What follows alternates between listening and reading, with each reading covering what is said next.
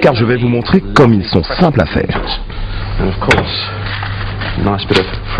La chose indispensable, c'est d'avoir des produits frais et avant tout un filet de poisson ultra frais, bien entendu. On peut faire des sushis avec toutes sortes d'ingrédients. Moi, j'ai choisi de prendre du concombre, du poisson et de l'avocat. Toutes les combinaisons sont possibles, mais je vais utiliser ces trois ingrédients.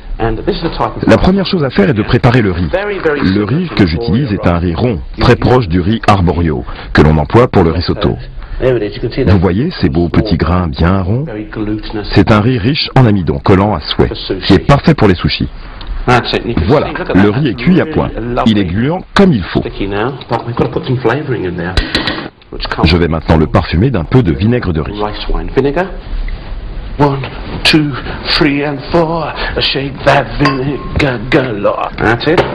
Voilà. Et maintenant, j'ajoute une cuillère à soupe de sucre et une cuillère à café de sel. Je verse le tout sur le riz, je remue et je vais laisser le sucre et le sel fondre dans le riz qui va refroidir tranquillement. Il doit être tiède pour être façonné. Des boulettes de riz, Comme vous l'avez vu tout à l'heure, Clive, le chef du restaurant japonais, avait un saumon entier. C'était superbe, mais un petit morceau comme celui-ci vous suffira amplement. Si votre tranche de saumon est recouverte d'une peau foncée, comme ici, il suffit de l'enlever avec un couteau bien aiguisé. Je me sers pour l'occasion de ce splendide couteau à sushi, mais ce n'est pas indispensable. N'importe quel couteau bien aiguisé fera l'affaire. Vous entaillez délicatement le saumon et vous le faites glisser tout doucement en appuyant sur les morceaux de poisson, comme je le fais en ce moment. Vous pouvez aussi demander à votre poissonnier de couper le saumon en tranches. Si vous lui demandez poliment, ou si vous lui avez offert des mouchoirs à Noël, je suis sûr qu'il ne refusera pas. On peut également couper le saumon en tranches un peu plus épaisses, mais je les préfère très fines. Vous pouvez aussi les couper en deux, mais il n'est pas indispensable qu'elles soient aussi longues. Encore un petit coup de couteau.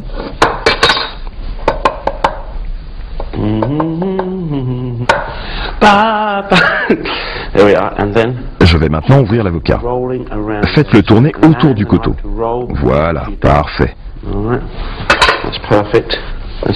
C'est incroyable comme les sushis sont devenus à la mode. Et je suis sûr que vous ne pensiez pas qu'on pouvait les faire soi-même. Nous allons passer maintenant aux boulettes de riz. Il vous faut pour cela ce petit accessoire qui est une petite natte en bambou.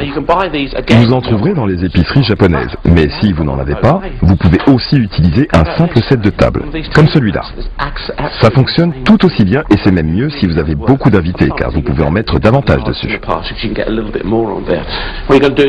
Vous déroulez votre natte en bambou sur le plan de travail et dessus, vous disposez l'une de ces feuilles de yakinori, une algue séchée et grillée que l'on trouve aussi dans les épiceries asiatiques.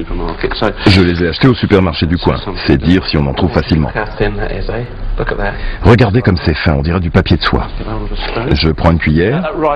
Le riz doit maintenant être suffisamment tiède. Regardez comme il colle au doigt. Posez un bol à côté de vous pour vous mouiller les mains et y trempez votre cuillère.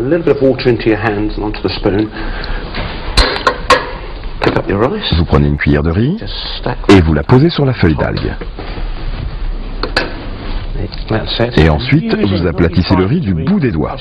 Allez-y franchement, n'hésitez pas à appuyer pour que ce soit bien tassé. Et maintenant, on va ajouter la pâte de wasabi. Ça se vend en tube, comme ça. On dirait du dentifrice vert. Vous en mettez un peu sur le riz et puis vous l'étalez tranquillement avec le doigt, car le riz est bien tassé.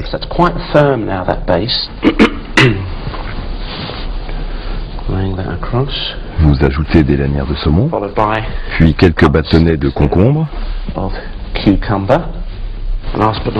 et enfin, des lamelles d'avocat.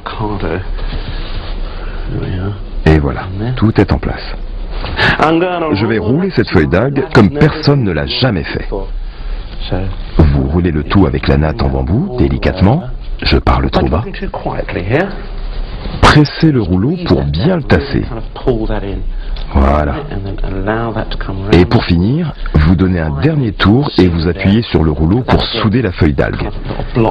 Regardez, ça fait une sorte de bloc bien ferme. J'enlève la natte en bambou et voilà un superbe sushi. Félicitations Hensley, ça a l'air d'être drôlement bon. Un petit coup de torchon. Je vais maintenant le couper en tranches. Regardez, l'avocat est là, au milieu. Régalez-vous avec les yeux pour commencer. Ça fait partie du plaisir. Je vais ranger les morceaux sur un plat et il ne reste plus qu'à préparer la sauce d'accompagnement, qui est simple comme bonjour. Il faut 3 cuillères à soupe de sauce soja. Versez-les dans le bol. Et après, je vais ajouter du saké japonais. Si vous n'avez pas de saké, vous pouvez le remplacer par du xérès par exemple. Je suis sûr que vous avez ça dans votre placard. On ajoute ensuite 1 cuillère à café de sucre roux et on mélange le tout.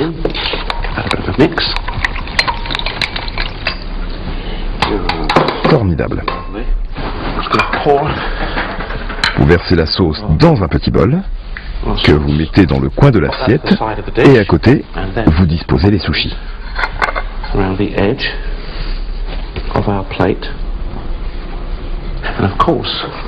Et bien sûr, il ne faut pas oublier les rondelles de gingembre marinées. Un délice. Comme le reste, vous les trouverez dans les épiceries asiatiques. Elles n'ont rien à voir avec la racine de gingembre. Leur goût est totalement différent et ils se marient admirablement bien avec les sushis. Quelle merveille! De délicieux sushis à servir en entrée ou à l'apéritif, comme vous voulez. Allez-y, régalez.